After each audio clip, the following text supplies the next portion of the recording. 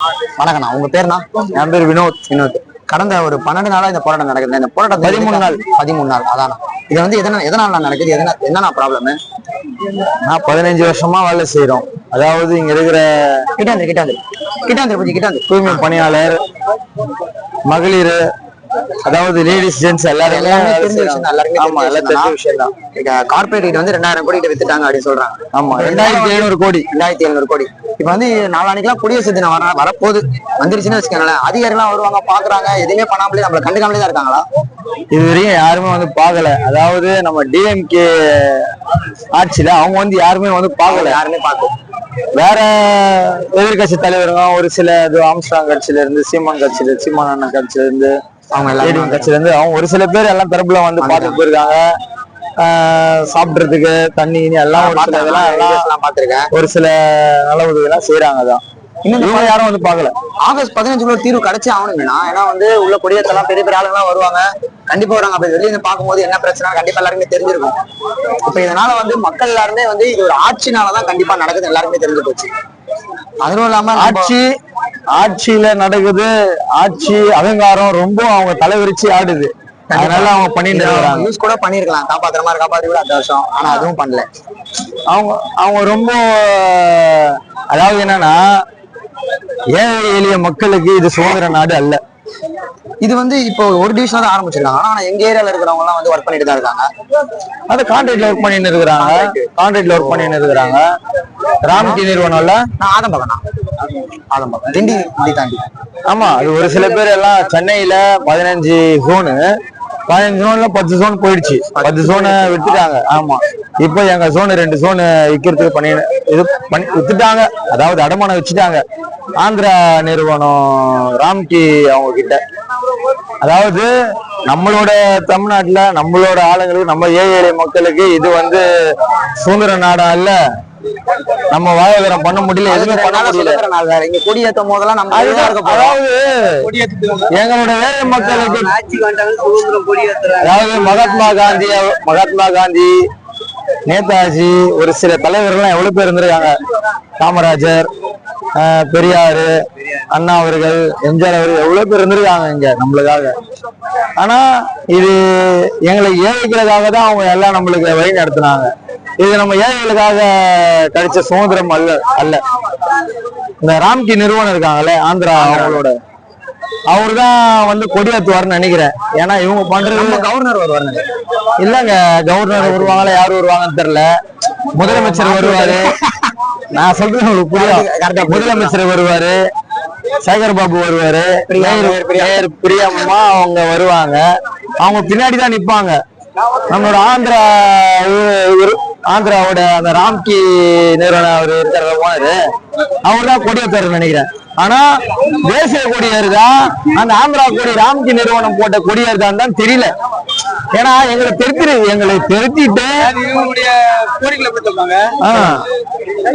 உள்ளூர் எல்லாரையும் அடிச்சு வெளியே தெரிஞ்சு வெள்ளைக்காரங்களை தூக்கி வந்து நாட்டுக்குள்ள விட போறாங்க. இப்ப அதுதான் இப்ப கான்ட்ராக்ட்ல எடுத்துட்டா கூட அப்படிதான் வரப்போகுது. ஆந்திரா நிறுவனம் தான் வரப்போகுது. இப்ப அவங்கள வச்சு இது பண்றாங்க, நம்மள வெளியே தெரிஞ்சுட்டு. அதாவது நான் இங்கதான் பிறந்து வளர்ந்தேன், எனக்கு ஓட்டுக்கிட்ட எல்லாம் இங்கதான். அதாவது நம்மள இங்க இருந்து, அதாவது நான் வேலை செஞ்ச இடம், எனக்கு சம்பளம் எல்லாமே இங்கதான் எனக்கு கிடைச்சது. நான் இங்க போராடுறேன். எனக்கு இங்க இருந்து தெரிஞ்சு விட்டுட்டு அவங்களை கூட்டு வந்து குடியேற இது பண்ணி பாக்குறாங்க அவங்க. கண்டிப்பா. அதாவது ஓட்டு போட்ட மக்கள் முக்கியம் இல்ல, அது ஆட்சி வந்துருச்சுல. ஓட்டு போட்ட மக்கள், அதாவது எத்தனை பேர் இருக்கிறாங்க, 2000-3000 பேர் இருக்காங்க. ஒரு 3000 பேர்னா கூட அது ஓட்டு எவ்வளவு வரும்? 1 லட்சம் ஓட்டு கிட்ட வரும். அவங்க குடும்பத்துல எத்தனை பேர் இருப்பாங்க? 1 லட்சம் ஓட்டு.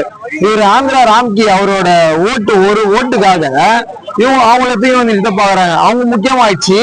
நாங்க ஓட்டு போட்ட மக்கள், நாங்க வந்து நடுவு ரோட்ல உட்காந்து இருக்கிறாங்க. இங்க ஆரம்பிச்சிருக்காங்க, குடிசை சென்னை ஃபுல்லாவே வரும்.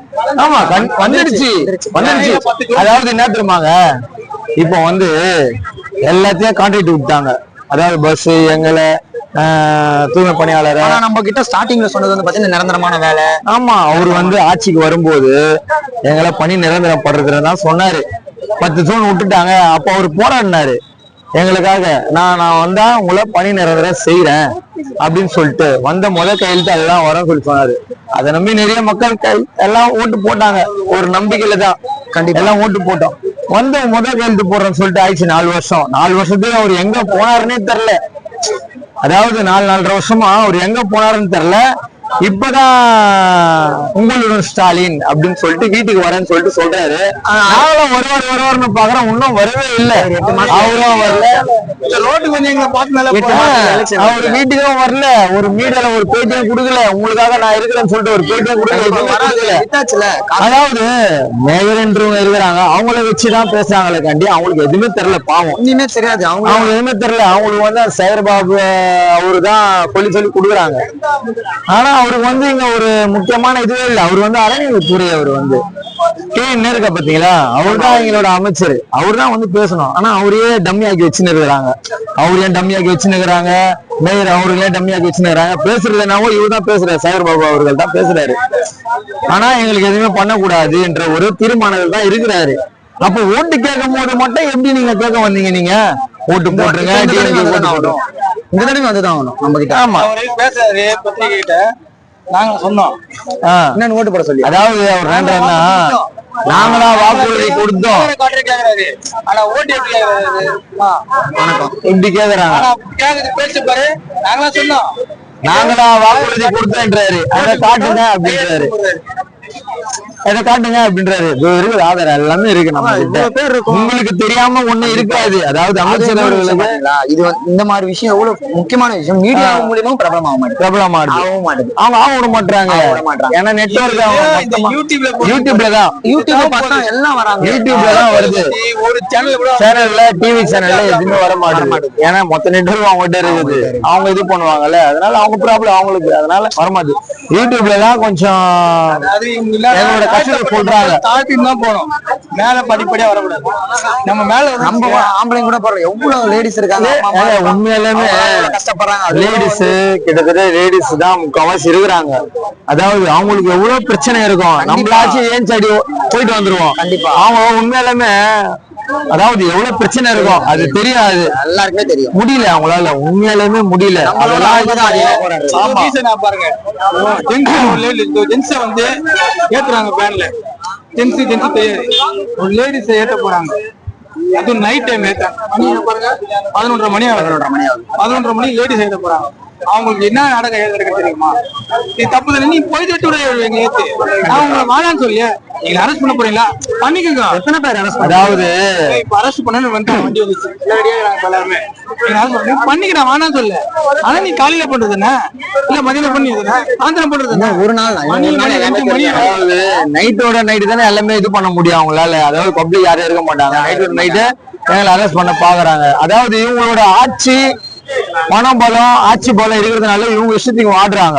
அடுத்த வருஷம் தானே, அதாவது வேலை ஜனம் தானே என்ன பண்ணிட போறாங்க நம்மள. அதாவது எங்களோட கஷ்டம் தெரியல. அவங்க ஏசிலேயே போறாங்க, ஏசில வர ஆட்சி அரசியல் பலம் பணம் பலம் எல்லாமே எங்களோட கஷ்டம் எங்களோட கஷ்டம் அவங்களுக்கு தெரியல. பணம் கண்ணை மறைக்குது சொல்லுவாங்கல்ல, அது மாதிரி அவங்களை மறைச்சுன்னு இருக்குது. எங்களோட கஷ்டம் தெரியல. ஓட்டு கேட்க வருவாங்க பத்தியா, அப்ப தெரியும். சும்மா ஒரு ஃபார்மாலிட்டிக்கு வருவாங்க ஓட்டு கேட்கறதுக்கு. ஓட்டு வாங்கின பிறகு அதுதான் கடவுள் ஒருத்தருக்காரு, நியாயம் அவர் தீர்ப்பாரு. அதாவது எல்லாருக்குமே அந்த 6 அடி குழி தான். நீ என்னதான் பணம் சம்பாதிச்சாலும் அந்த 6 அடி குழி தான். புரியுதுங்களா? அந்த நெத்தில வைக்கிற ₹1 கூட உனக்கு வராது. இவ்வளவு கோடி கணக்குல பணம் சம்பாதிச்சு என்னதான் நீ புண்ணிய சேர்த்துக்க போறீன்னு தெரியல. அடுத்த வருஷம் வரமாட்டோம். அதுதான் இவ்வளவு கோடி சம்பாதிச்சு என்னதான் எங்களை ஏமாத்திட்டு எங்க ஏழை மக்கள் நாங்க ஒரு வேலைக்கு சோத்துக்கு நாங்க இந்த வேலைக்கு போனாதானே எங்களை வயிற்றுல அடிச்சுட்டு நீ என்ன கோடி கணக்குல சம்பாதிச்சு போற. அதாவது நான் ஒண்ணு கேக்குறேன். இப்போ கிரேட்டர் சென்னை கார்பரேஷன் இருக்குதுல்ல, மேயர் அம்மா கிட்ட சொல்லுங்க, இது கிரேட்டர் சென்னை கார்பரேஷன் இல்ல, ஆந்திரா ராம்கி கார்பரேஷன் அப்படின்னு சொல்லிட்டு மாத்தி சொல்லுங்க அவங்கள. ஏன்னா அவங்களுதான் வேலை போறாங்க. அதாவது இது வந்து மார்க்கெட்டிங், இது இப்ப நம்ம சூப்பர் மார்க்கெட் இருக்குல்ல, அது மாதிரி இது வந்து பெரிய பெரிய ஆளுங்களுக்கு, எம்எல்ஏ முதலமைச்சர் இவங்களுக்கு இது ஒரு மார்க்கெட்டிங். இதை வச்சு அவங்க பணம் சம்பாதிக்க பாக்குறாங்க. 6 மாசத்துக்கு அப்புறம் எலெக்ஷன் மாத்திருவாங்க. இதெல்லாம் கவர்மெண்ட் இது வந்து கான்ட்ராக்ட் தான் போயிடும். அதாவது எங்களை கான்ட்ராக்ட் விட்டாங்க. இதே போலீஸ், டாக்டர், டீச்சர்ஸ் எவ்வளவு இருக்காங்க. இப்ப கவர்மெண்ட் அதிகாரி உள்ள எவ்வளவு பேர் இருக்காங்க. அவங்கள கான்ட்ராக்ட் விட சொல்லுங்களேன் நீங்க. இப்ப அவங்க ஒருத்தர் 30,000 40,000 வாங்குவாங்க. அவங்களுக்கு 5,000 கொடுக்க சொல்லல. சரி அவங்கள பாக்கலாம். அவங்களும் வெளிதான் உட்காந்து போராட்டம் பண்ணுவாங்க. ஆட்சி முடியும் போதுதான் இந்த மாதிரி நியூஸ் நம்மளுக்கு வருது. அவங்களும் தான் போராட்டம் பண்ணுவாங்க. ஆட்சி 3வது வருஷத்துல வந்திருக்கலாம், வரல, இல்லையே வர மாட்டுது. ஏன்னா இன்னொரு அதாவது மொத்தமா சுருட்டிட்டாங்க. சுருட்டிட்டு நெக்ஸ்ட் நம்ம வந்தான்னா வரலன்னா மொத்தமா நம்ம இத்தனை 1000 கோடி, அதாவது 2500 கோடி இல்ல, பல 1000 கோடி அவங்க சுருட்டிட்டாங்க. அதாவது நம்ம நெக்ஸ்ட் வந்தானா வரலனா இவங்க வயிற்றுல இவங்க செத்தானா சாவலனா நம்மளுக்குன்னா அந்த ஒரு இதுல இருக்கிறாங்க. இவங்க அதிகாரம் அரசியல் பலத்துல இருக்கிறாங்க. இல்லங்க, எங்களை மனுஷனாவே மதிக்கிறது இல்லைங்க அவங்க உள்ள இருக்கிறவங்க. ஒரு நாள் விட கேவலமா தான் நடத்துறாங்க. அதாவது முந்த நாள் வந்து இந்த நாய்களுக்கு இந்த தடுப்பூசி போற, அது ஊசி போற, இந்த ஊசி போறேன்னு சொல்லி சொன்னாங்க. அவங்களுக்கு கூட எங்களை கொடுக்க மாட்டாங்க. இப்ப இந்த வர 15ஆம் தேதி தெரிய போது பாருங்க, எவ்வளவு பேர் வருவாங்க. அதான் ரோட்ல எவ்வளவு பேர் 15ஆம் தேதி பெரிய எல்லாம் கொடியேற்ற போறாங்களாம். அதாவது நாங்க இருக்க கூடாதான், நாங்க வந்து இடைஞ்சல் பண்றோமா அவங்களுக்கு. அதாவது எங்களால சுதந்திரம் கிடைக்கலையா, அவங்க கோடீஸ்வரர்லாம் வராங்க பாத்தீங்களா, பெரிய பெரிய மினிஸ்டர் எல்லாம், எத்தனை பேர் அவங்க வந்து கொடியேற்றினாதான் அங்க கொடி பறக்குமா, எல்லாம் பறக்காதான். எத்தனை பேர் வந்து இங்க எவ்வளவு பேர் வருவாங்க. எங்க வயிற்றுல அடிச்சுட்டு எங்களை ஏமாத்தி வெளியே தள்ளி விட்டு அப்படின்னா கொடியேற்ற போறீங்க நீங்க சொல்லுங்க. அதுக்கும் முதலமைச்சர் வந்துதான் ஆகணும், வெளியே பார்த்தானே ஆகணும். அதுதான் முதலமைச்சர் என்னன்னா, இதெல்லாம் பார்க்க கூடாது, எல்லாம் தெட்டி விட்டுரு, நீ தெட்டி விட்டுரு அப்படின்னு சொல்லிட்டு சாகர் பாபா விட்டு சொல்றாரு. அவர் உள்ள இருந்து சொல்றாரு, இவங்களை முதல்ல அப்புறப்படுத்த சொல்லிட்டு போலீஸ் மூலியமா ஏவல் பண்றாங்க. அவங்க வந்து எங்களை மெட்டியால தெட்டி விட பாக்குறாங்க. இன்ஃபர்மேஷன் எல்லாமே பாத்தீங்கன்னா ஒருத்தர் மூலமா வருது, தலைமை வந்து வேற ஒரு இடம். அதாவது எல்லாமே பணம், கோடி கணக்கில் பணம் சம்பாதிக்கலாம். அவங்கதான் போலீஸை வச்சு எங்களை ஏவல் பண்ணி எங்களை தெட்டி விட பாக்குறாங்க. இப்போ நைட் அரெஸ்ட் பண்றேன்னு சொல்லிக்கிறாங்க. அது நைட் எத்தனை மணி பண்ணுங்க, நாங்க தைரியமா இருக்கிறாங்க, நாங்க பண்ணுங்க, நீங்க பண்ணுங்க, தைரியமா பண்ணுங்க. எல்லாருமே எங்களை அரெஸ்ட் பண்ணிதான் நீங்க கூட்டிட்டு போகணும்னு அதுலதான் உங்களுக்கு சந்தோஷம்னா பண்ணுங்க. நாங்க ரெடியா தான் இருக்கிறோம். நாங்க எத்தனை பேரும் அரெஸ்ட் பண்ணுவீங்க, எல்லாரும் அரெஸ்ட் பண்ணி தான் கூட்டிட்டு போங்க. அரெஸ்ட் பண்ணி தான் நீங்க நல்லா இருந்துட போறீங்களா? கண்டிப்பா நம்மளுக்கு கிடைக்கணும். நீங்க எதுக்கும் இவ்வளவு பேர் வந்திருக்கோம், நம்ம எவ்வளவுதான் எங்களுக்கு வந்து நாங்க பணி நிரந்தரம் தான் கேட்கிறோம். பணி நிரந்தரம் பத்திரம் தொகுப்பூதியமாச்சு போடுங்க. அதுல ஒண்ணு அவ்வளவு கோடிலாம் இது பண்ண முடியாது, கொஞ்சமா தான் இது பண்ண போறீங்க நீங்க. அப்புறம் கான்ட்ராக்ட் சம்பளம் 12,000 10,000. ஆமாங்க, அவங்க கான்ட்ராக்ட்ல போனா வச்சுங்களேன், அவங்கள உடனே நான் ஒண்ணு உடம்பு சரியில்லை, ஒரு வாரம் லீவ் போடுவேன், நாங்க உடனே வெளியே போயிட்டுருவான், நீ வாடா அப்படின்னு சொல்லிட்டு. புரியுதுங்களா? அவன் வந்து ஒரு குறிப்பிட்ட வயசு வரைக்கும் தான் அவன் வச்சுன்னு இருப்பான். அவன் அதுக்கு மேல வயசு வச்சுன்னா முடியாது. அவன் இவங்கெல்லாம் போனாங்கன்னா ஒண்ணு தெட்டி விட்டுருவாங்க. சும்மா எடுத்துப்பான், கொஞ்சம் வயசு இது ஆயிடுச்சுன்னா தெட்டி விட்டுருவான். அவங்களோட ஆதிக்கம் அதிகமாயிடுனா அவங்களோட. ஆமா, இப்ப இதுலயாச்சும் நம்ம ஒரு 60 வயசு வரைக்கும் நம்மளுக்கு இருக்குது, அது வரையும் கொஞ்சம் செஞ்சுன்னு இருப்போம். நம்ம வரவனும் தனியா வர மாட்டாங்க, கூட்டு வந்துருவான். ஆமா, இங்கதான் அவன் வாழ்க்கை இருக்கும். அவ்வளவுதான், அவங்களோட இது அதிகமாயிடும், அப்புறம் நம்மளோட இதெல்லாம் கம்மியாகும். பாருங்க, நாங்க இவ்வளவு கஷ்டப்பட்டுருக்கோம். 13 நாள் மழையிலயும் வெயிலையும், நைட்ல மழை பெஞ்சா கூட இங்கதான் நாங்க தூங்கணும். பார்த்தோம், எல்லாமே வீடியோல பார்த்தேன். ஆனா ஒரு நியூஸ் சேனலையும் பார்க்க முடியல. அவங்களுக்கு அதெல்லாம் தெரியாது, அதெல்லாம் தெரியாது. எல்லா வீடியோலயும் பார்த்தேன், எல்லா நியூஸ் சேனலையும் பார்த்தேன். அது எல்லாமே யூடியூப்ல தான் மெயினா வருது, மீடியால வரவே மாட்டேங்குது. அதாவது இந்த சேகர் பாபும் சரி, இந்த மேயரவர்களும் சரி, இந்த மழையில வெள்ளத்துல எல்லாத்தையும் பார்த்துதான் இருப்பாங்க. அவங்களுக்கு இப்போதைக்கு பணம் கண்ண மறைக்குது, அரசியல் கண்ண மறைக்குது, எல்லாத்துக்கும் அதிகாரத்துல ஆடி நிற்கிறாங்க அவங்க. புரியுதுங்களா? 15ஆம் தேதி தெரிஞ்சிடும் நம்ம என்ன நாள், இவ்வளவு நாள் 15 நாள் இருந்ததுக்கு இந்த வர 15ஆம் தேதி தான் தெரிய போகுது. அதாவது கடவுள் பார்த்துன்னு இருக்கிறாங்க, யாரு நல்லவங்க யாரு கெட்டவங்க அநியாயம் பண்றாங்க அப்படின்னு சொல்லிட்டு பார்த்துன்னு இருக்கிறாங்க. எல்லாருக்கும் மரணம் உண்டு. கண்டிப்பா. எவ்வளவு கோடி எவ்வளவு பணம் சம்பாதிச்சு நீ என்ன பண்ண போற? புரியுதா? ஏன் சிரிப்புல இருவனை காணலாம் சொல்லுவாங்க. புரியுதா? எல்லாருமே ஓடு வீடு, ஓலை வீடு, எல்லாரும் இந்த சம்பளத்தை நம்பிதான் இருக்கிறாங்க. புரியுதுங்களா? எல்லாரும் சம்பளத்தை நம்பிதான் இருக்கிறாங்க. உங்கள மாதிரி இல்ல. கண்டிப்பா எங்க அம்மா அக்கா எல்லாரும் உங்கள மாதிரி இல்ல. நீங்க கோயிலே பொருள்றீங்க, உங்களுக்கு அந்த கஷ்டம் தெரியாது. இறங்கி கீழே வந்து பாருங்க, அப்பதான் தெரியும். கண்டிப்பா கண்டிப்பா வரமாட்டாங்க. இந்த வர 15ஆம் தேதி தெரியும். நம்ம இவ்வளவு பேர் இன்னும் கத்துறதுக்கு, இவ்வளவு நின்று பாக்குறதுக்கு, போராடுறதுக்கு இந்த 15ஆம் தேதியில இருந்து 16ஆம் தேதி போறதுக்குள்ள கண்டிப்பா தெரிஞ்சிடும். ஏன்னா இந்த 15க்கு அப்புறமும் சுதந்திரம் கிடைக்கிற நாள்ல கூட நம்ம இவ்வளவு போராடுறோம்னா அப்புறம் என்னதான் சுதந்திரம் கிடைச்சுனாதான் பிரயோஜனம் இல்லையே. ஒண்ணு கேட்டா, அதாவது இந்த சுதந்திர நாட்டுல எங்களுக்கு சுதந்திரம் கடினம் தான் நான் சொல்லுவோம். கண்டிப்பா இந்த 15ஆம் தேதி நம்ம ஒரு விஷயத்துக்கு போராடுறோம்னா, ஒரு வாழ்வாதாரத்துக்கு போராடுறோம்னா அப்ப சுதந்திரம் கிடைச்சுனாதான் பிரயோஜனம். எனக்கு வேலை இல்லைங்க, எனக்கு வேலை தான் நான் என் புள்ள குட்டியை நல்லா படிக்க வைக்க முடியும். நான் வீட்டு வாடகை கட்டல இன்னும். இப்ப 10 மாசம் இன்னும் சுத்தம். 13 நாள் எத்தனை பேரோட குழப்ப போச்சு, எவ்வளவு குழப்ப போச்சு. 10 மாசம் நாங்க என்ன பண்ண போறோம், ஏது பண்ண போறோம்னு தெரியல. அதாவது லோன் கட்டுறது, வீட்டு வாடகை கட்டுறது, குழந்தை செலவு, எவ்வளவு செலவு இருக்குதுங்க. எல்லாம் என்ன பண்ணுவாங்க? எங்க பாவம் உங்களை சும்மா விடுமா சொல்லுங்க? எங்களோட 6 வயித்து- மாசமா 8 மாசம் இன்னும் 6 மாசம் 8 மாசம் பார்க்க தானே போறோம் நீங்க பண்றது. இப்ப இவங்க ஒரு அடுத்த வருஷம் என்ன வச்சிருப்பாங்க? மக்கள் வந்து நமக்கு மேல இவ்வளவு இதுவாயிட்டாங்களே, அடுத்த வருஷம் நம்மளால வர முடியுமா வர முடியாதா? அதான் எப்பவுமே ஆளுக்கு 500 ரூபாய் கொடுப்பாங்கல்ல, ஆளுக்கு எப்பவுமே 500 ரூபாய் கொடுப்பாங்க, ஒரு ஓட்டுக்கு 500 ரூபாய் கொடுப்பாங்க. இப்பதான் 2700 ஓடி வாங்கி வச்சுருக்காங்களே, எல்லாருக்கும் ஒரு 2000 ரூபாய் 3000 ரூபாய் 4000 ரூபாய் கொடுத்தா கூட ஓட்டு போட்டுருவாங்க. அந்த ஒரு நினைப்புல இருக்கிறாங்க அவங்க. கரெக்ட் தானே? எல்லாம் எவ்வளவு கொடுத்தாலும் நம்ம மக்களுங்க போட்டுருவாங்க. ஆனா மக்கள் பாத்துன்னு இருக்கிறாங்க. இப்போ முன்ன மாதிரி இல்ல, இப்ப ரொம்ப தெளிவா இருக்கிறாங்க. கண்டிப்பா கண்டிப்பா இப்ப ரொம்ப தெளிவா இருக்கிறாங்க மக்களுங்க. இந்த 3 வருஷம் அதாவது எங்களோட பிரச்சனைய மக்கள் பாக்குறாங்க, மீடியால பாக்குறாங்க, பொதுமக்கள் பாக்குறாங்க. இருக்குது உங்களுக்கு 6ஆம் மாசம் இருக்குது உங்களுக்கு ஆப்பு. கண்டிப்பா கண்டிப்பா. அதுவும் இல்லாம எந்த ஒரு கட்சிக்காரங்களும் வரல.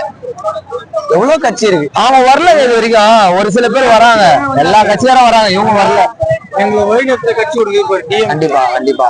நம்ம எல்லாரையும் தான் நம்ம எல்லாரையும் தான் வழி நடத்துறாங்க. உங்களை மட்டும் இல்ல, எல்லாருமே தான். நானும் சரி, எங்க அம்மாவும் சரி, எங்க வீட்டாண்ட எங்க அம்மா அப்பா தான்.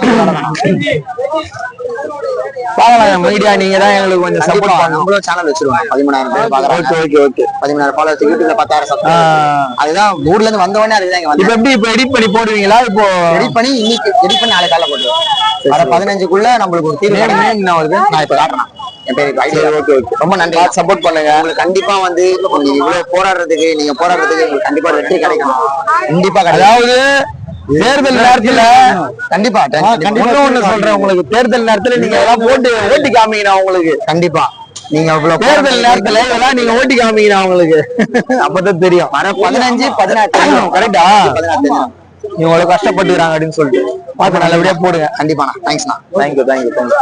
இது ஏதோ இது பண்ணீங்க. கைடி எங்களுக்கும் அழைப்பு வந்துச்சு. இது என் சேனல் நான் வச்சிருக்கேன். நான் வச்சிருக்கேண்ணா யூடியூப்ல.